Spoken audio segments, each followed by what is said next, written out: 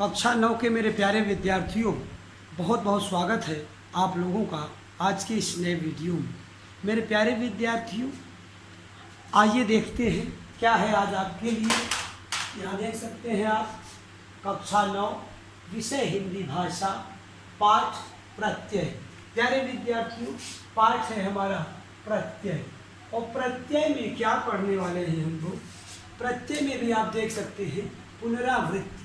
प्रत्येक पाठ की पुनरावृत्ति की चर्चा आज हम यहाँ पर करेंगे। चर्चा को आगे बढ़ाएं इसके पूर्व मेरे प्यारे विद्यार्थियों, मैं आप सबको बहुत बहुत धन्यवाद देना चाहता हूँ कि आप लोग वीडियो को लगातार देख रहे हैं और देखने के उपरांत कमेंट बॉक्स में अपना नाम, क्लास और सेक्शन लगातार लिख रहे हैं। इससे ये साबित होता है कि मेरे प्यारे प्यारे विद्यार्थी मेरे द्वारा किए गए इस अथक परिश्रम का पूरा लाभ ले रहे हैं। प्यारे विद्यार्थियों, पुनरावृत्ति का सबसे पहले तो अर्थ समझ लीजिए। पुनरावृत्ति का मतलब है कि नो डाउट, मतलब पुनरावृत्ति के बाद आपको उस विषय पर फिर किसी भी तरह की कोई समस्या नहीं महसूस होनी चाहिए। पुनरावृत्ति के प्रथम वीडियो में हमने आपको बताया कि क्या क्या सिलेबस है हमारा। पुनरावृत्ति का जो दूसरा वीडियो आपको प्राप्त हुआ उसमें हमने उपसर्ग पर चर्चा किया, एक विस्तृत चर्चा हुई और उसको बाकायदा आपने देखा कि तत्सम उपसर्ग, तद्भव उपसर्ग और आगत उपसर्ग तीनों की चर्चा हुआ, तीनों की परिभाषाएं बताया, उदाहरण बताया और अभ्यास कार्य भी हमने आपको पर्याप्त दिया। आशा करता हूं कि आप पुनरावृत्ति जो हमने उपसर्ग पाठ का कराया है उसका पूरा लाभ ले रहे होंगे और अभ्यास कार्य भी लगातार कर रहे होंगे। इन्हीं आशाओं के साथ आइए आज हम आगे बढ़ते हैं। किसकी ओर बढ़ते हैं? आगे प्रत्यय की ओर। सर्वपूर्व हम लोग अगर परिभाषा की बात करें तो हम ये कह सकते हैं कि आप देखिए, सबसे जो बात यह है कि पहले तो प्रत्यय को समझिए। प्रत्यय शब्द न होकर यहाँ लिख देंगे आप, यहाँ पर ऐसे लिखेंगे कि प्रत्यय क्या है? ये शब्दांश है। ये शब्द नहीं है बल्कि शब्दांश है। These are not a word, these are only a part of word. ये शब्दों के केवल एक भाग हैं जिन्हें शब्दांश कहा जाता है। शब्द धन अंश बराबर, अंश माने भाग, तो शब्दों के एक भाग हैं, इसलिए इन्हें शब्दांश कहा जाता है। ये है प्रत्यय का अर्थ। ये अर्थ आप समझ सकते हैं। परिभाषा हम इसके बाद से यहाँ पर लेंगे। यहाँ परिभाषा लेंगे। परिभाषा आप कह सकते हैं, हम कह सकते हैं, क्या कह सकते हैं? कह सकते हैं कि भाषा के वे लघुतम सार्थक खंड अर्थात टुकड़े या भाग। आप अच्छे से समझते रहिए, इसलिए हमने यहाँ पर कुछ भी नहीं लिखा है, ब्लैंक बोर्ड छोड़ा हुआ है ताकि मैं एक एक बात जो लिखूं समझा के लिखूं और मेरे प्यारे विद्यार्थी उसको बखूबी अच्छे से समझें। प्यारे विद्यार्थी देखिए, भाषा के वे लघुतम सार्थक खंड जिनके जो शब्दों के बाद उत्तर को भी बाद कहा जाता है। पूर्व माने पहले, उत्तर माने उत्तर या पीछे या ऑब्लिक कर दीजिए, या अंत में लगकर उसके अर्थ को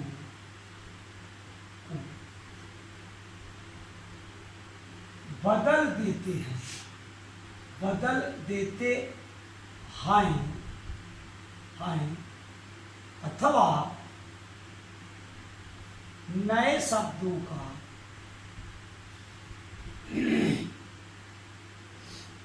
निर्माण करते हैं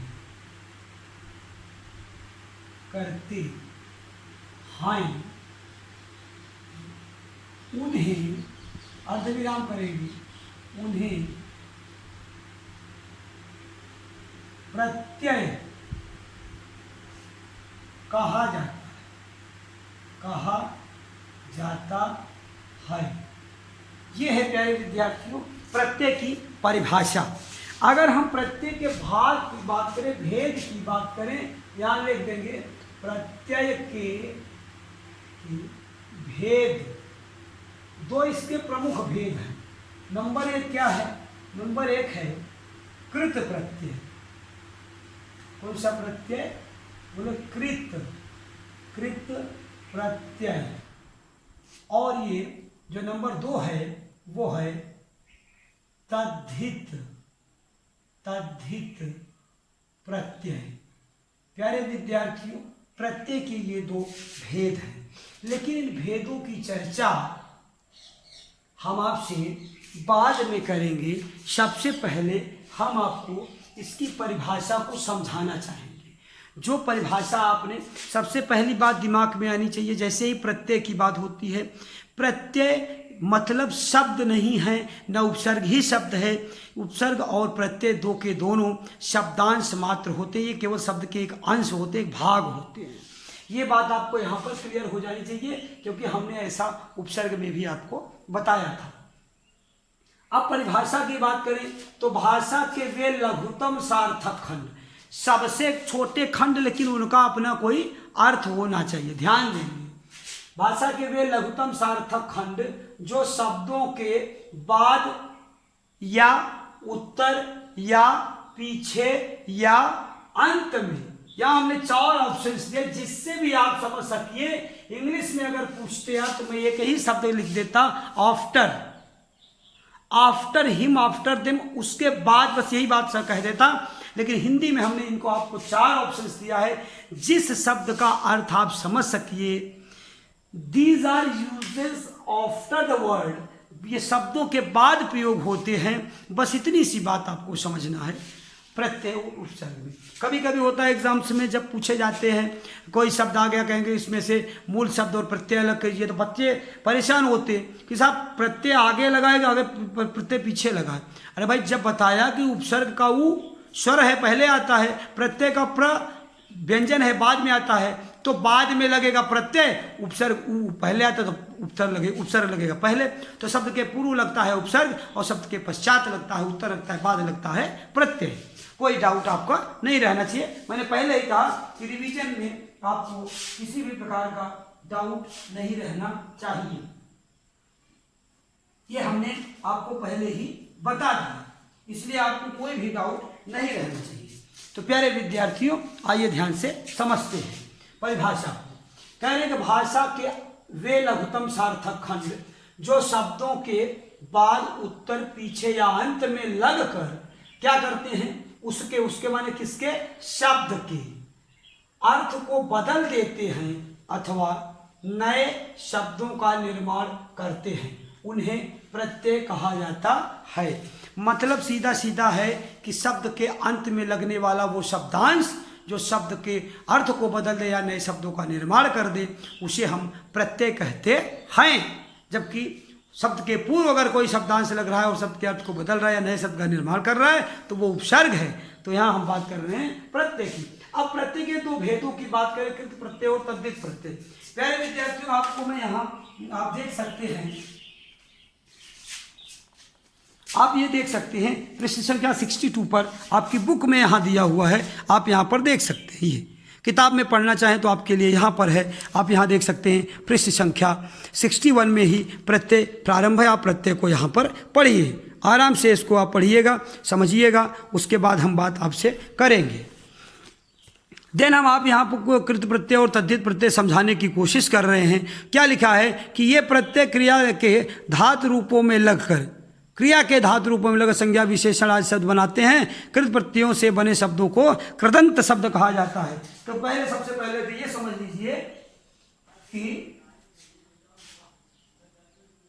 ये प्रत्यय यहाँ पर यहाँ लिख लीजिए, कृत प्रत्यय में लिख लीजिए, क्या लिखेंगे कि ये प्रत्यय, ये प्रत्यय माने कौन, कृत प्रत्यय, ये प्रत्यय क्रिया के धातु रूपों के अंत में लगकर उसके संज्ञा या विशेषण आदि शब्दों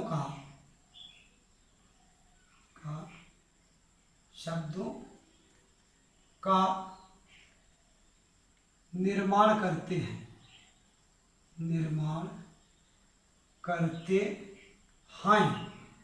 ये है किसकी परिभाषा, ये है कृत प्रत्यय की परिभाषा।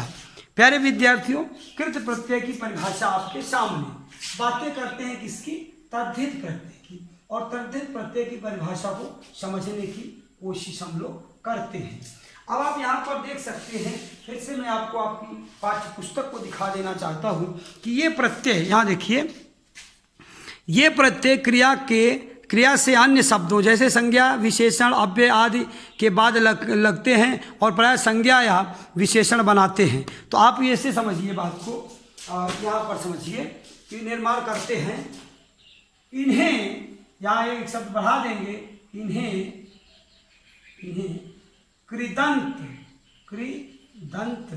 कृदंत कहा जाता है। इन्हें जो क्रिया शब्दों के बाद जब कृत प्रत्यय लगते हैं तो जो उससे जो शब्द बनते हैं उन्हें कृदंत कहा जाता है। यहाँ मैं रेड मार्कर से बना दे रहा हूँ, इसको आप समझ लीजिए, ये है। अब हम बात करते हैं कि क्रिया के स्थान पर अब आप कहेंगे सर्वनाम, विशेषण, अव्यय आदि शब्दों के बाद लगकर नए शब्द बनाने वाले प्रत्यय को तद्धित प्रत्यय कहते हैं। ये परिभाषा है तद्धित प्रत्यय की। अब प्यारे विद्यार्थी, यहाँ मैं जगह थोड़ा सा दे रहा हूँ आपको, किस चीज़ के लिए जगह दे रहा हूँ कि यहाँ पर कृत प्रत्यय के उदाहरण और यहाँ पर तद्धित प्रत्यय के कुछ उदाहरण हम लोग देखेंगे और लिखेंगे, क्योंकि इसके बाद हम यहाँ गृह कार्य की बात करते हैं आप लोगों से। गृह कार्य की चर्चा हम यहाँ पर करेंगे। नंबर 1, यह है नंबर 2 और यह है नंबर 3। तो अभी हम पहले समझते हैं दोनों परिभाषाओं को। आइए समझते हैं दोनों परिभाषाओं को यहाँ पर कि कृत प्रत्यय किसे कहते हैं और तद्धित प्रत्यय किसे कहते हैं। देखिए, कृत प्रत्यय आप यहाँ पर समझ लीजिए कि ये है कृत प्रत्यय और ये है तद्धित प्रत्यय। कृत प्रत्यय की परिभाषा क्या है कि ये प्रत्यय क्रिया धातु रूपों के अंत में, तो क्रिया जो शब्द है जैसे खेलना है, जाना है, पढ़ना है, लिखना है, बोलना है, हंसना है, ये सब क्रियाएं हैं। तो क्रियाओं के धातु रूपों के अंत में लगकर संज्ञा या विशेषण आदि शब्दों का निर्माण करते हैं, इन्हें कृदंत कहा जाता है। ऐसे प्रत्यय कृदंत प्रत्यय कृदंत शब्द कहलाते हैं या कृत प्रत्यय कहलाते हैं जो क्रिया शब्दों के बाद लगते हैं। सीधे सीधे आप ये समझ लीजिए। कि डूइंग वर्ड के बाद जो प्रत्यय लगते हैं उन्हें कृत प्रत्यय कहा जाता है। आइए बात करते हैं तद्धित प्रत्यय की। सर्वनाम, विशेषण, अव्यय, आदि। आदि हमने इसलिए लगा दिया कि इसके इतर भी, मतलब संज्ञा, ये यहाँ क्रिया शब्दों के इतर जितने भी शब्द हैं उनके बाद जो प्रत्यय लगता है वो तद्धित प्रत्यय कहलाते हैं, ऐसा समझिए। आदि शब्दों के बाद लगकर नए शब्द बनाने वाले प्रत्यय को तद्धित प्रत्यय कहते हैं। और तद्धितांत इन्हें कहा जाता है। कृदंत है तो तद्धितांत कहते हैं ऐसे शब्दों को जो तद्धित प्रत्यय के साथ बनते हैं। अब अगर हम लोग उदाहरण की बात करें तो यहाँ पर हम कह सकते हैं कि कैसे, जहाँ पर लिखेंगे लेनदार, क्या लिखेंगे, लेनदार, यहाँ लिखेंगे लेनदार, देनदार, देनदार, खेवनहार, खेवनहार, इस तरह के शब्दों को लेंगे। फिर गायक, गायक, नायक, ये क्रिया शब्दों के बाद के हैं। भावुक, क्या लिखेंगे, भावुक, भिक्षुक, ऐसे शब्दों को हम लोग यहाँ पर कृत प्रत्यय के अंतर्गत लेते हैं। कुछ और भी शब्द ले सकते हैं हम लोग। भवन, झगड़ालू, यह है झगड़ालू, यहाँ पर ले लीजिए। और भी शब्द आप ले सकते हैं, कैसे, खिलौना, खेलना क्रिया है तो खिलौना, खिलौना, खेल धन औना बराबर खिलौना, तो खेल शब्द में औना प्रत्यय लगा हुआ है। ये है कृत प्रत्यय के उदाहरण। अब हम तद्धित प्रत्यय के कुछ उदाहरण यहाँ पर लेते हैं।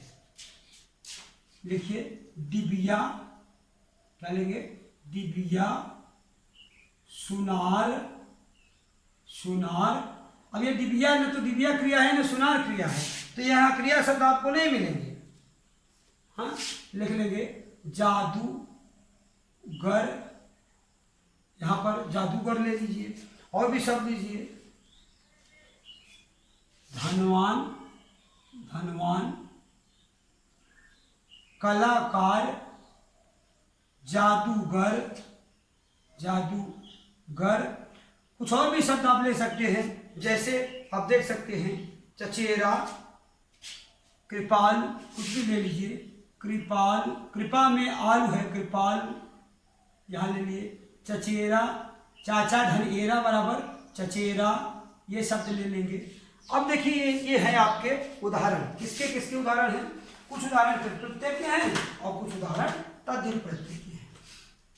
पहले विद्यार्थी इन चीजों को आप समझिए कि ये लेनदार, लेन में दार है तो लेनदार, देन में दार है देनदार, खेवन में हार है तो खेवन हार, गायक में तो गय धन अक बराबर गायक है तो ये गायक है, नायक नय धन अक बराबर नायक, भावुक में भाव धन उक बराबर भावुक, भिक्षुक भिक्ष धन उक बराबर भिक्षुक, झगड़ा में आलू है झगड़ालू हो गया, खेल में औना है तो खिलौना हो गया। ये है उदाहरण। डिबिया में डिबिया है, डिब धन इया, सुनार सोना धन आर, जादू धन घर, धन धन वान, कला धन कार कलाकार, जादू धन घर, कृपाल। यहाँ आप जमींदार कर दीजिए, जमीन धन तार बराबर जमींदार कर, जादूगर दो बार हो गया। आप यहाँ जमींदार कर दीजिए, थानेदार कर दीजिए, दुकानदार कर दीजिए, दूध वाला कर दीजिए, कुछ भी ऐसे शब्द आप ले लीजिए। कृपा में आलू है कृपाल, चाचा में एरा है चचेरा। ये सारे उदाहरण है बेटा किसके, ये तद्धित प्रत्यय के उदाहरण है। अब आप गृह कार्य को समझिए। गृह कार्य आपका क्या कहता है उस बात को आप समझ लीजिए। गृह कार्य आपका कहता है, पहला गृह कार्य कहता है, क्या कहता है कि प्रत्यय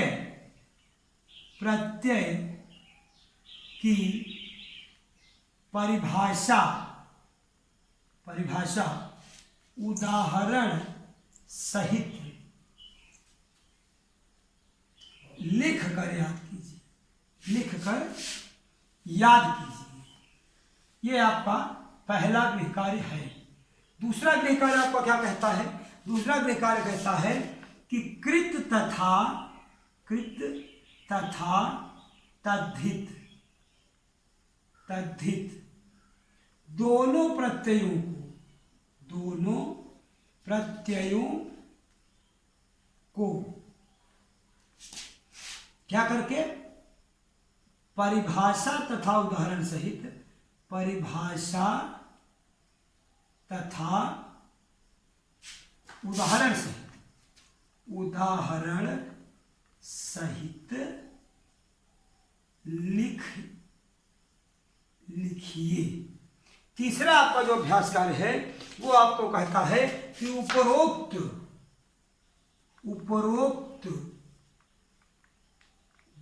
शब्दों से मूल शब्द तथा प्रत्यय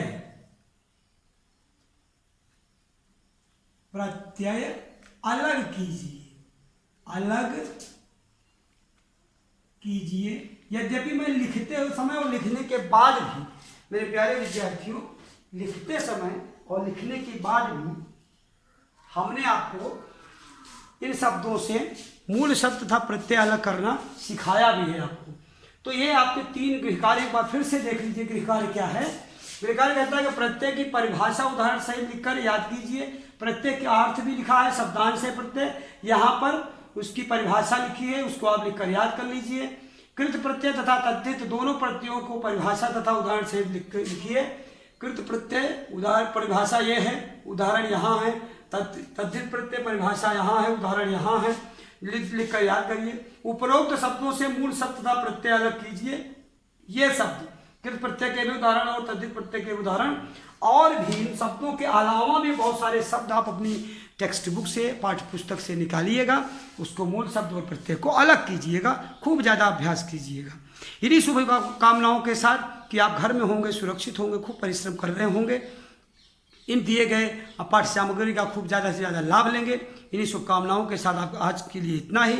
मिलते हैं नेक्स्ट वीडियो में, तब तक के लिए धन्यवाद।